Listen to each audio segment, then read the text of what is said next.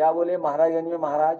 बोला कि बस बोर्ड के नाम पर आप जमीनों पर कोई डकैती नहीं डाल सकता, किसी बोर्ड के नाम पर बस बोर्ड पर अब लगा। देखिए, सबसे बड़ी भू माफिया पार्टी अगर कोई है, भारतीय जनता पार्टी है। भारतीय जनता पार्टी से ज्यादा जमीन किसी ने नहीं हड़पी।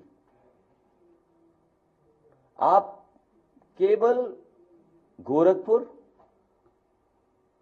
अयोध्या, कानपुर और लखनऊ, इन 4 जिलों की रजिस्ट्रियों की जांच कर लें।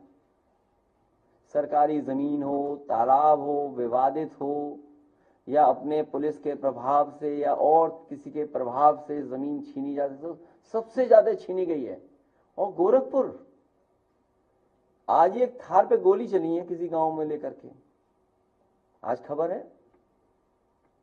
किसी गाड़ी में गांव वालों को विवाद था जमीन को लेकर के, और जो अनन्या आज बेघर है इस परिवार को, और जिसमें सुप्रीम कोर्ट तक ने ऑब्जर्व किया कि इतना इनह्यूमन एक्ट हुआ, इनह्यूमन एक्ट, और सुप्रीम कोर्ट, हाई कोर्ट ने न जाने कितनी बार बुलडोजर को इनह्यूमन बोला कि ये काम करने का तरीका नहीं हो सकता है। महाराजगंज के में ही एक पत्रकार के घर को जब उजाड़ा गया, तोड़ा गया, उस समय सोचिए सुप्रीम कोर्ट ने क्या कहा, उन अधिकारियों के खिलाफ कार्रवाई हो और मुआवजा दिया जाए उसको। सोचिए आप। और सबसे ज्यादा जमीन भूमाफियागिरी अगर कहीं हुई है तो गोरखपुर में हुई है, अयोध्या में हुई है। कुछ मिनटों में कितना मुनाफा। आप आज पत्रकार हैं, अगर जानना चाहें कि रजिस्ट्रियां किसकी हुई हैं, एक भी अयोध्या की रजिस्ट्री आप नहीं पा सकते, क्योंकि सब भारतीय जनता पार्टी के लोग मुनाफा कमा लिए।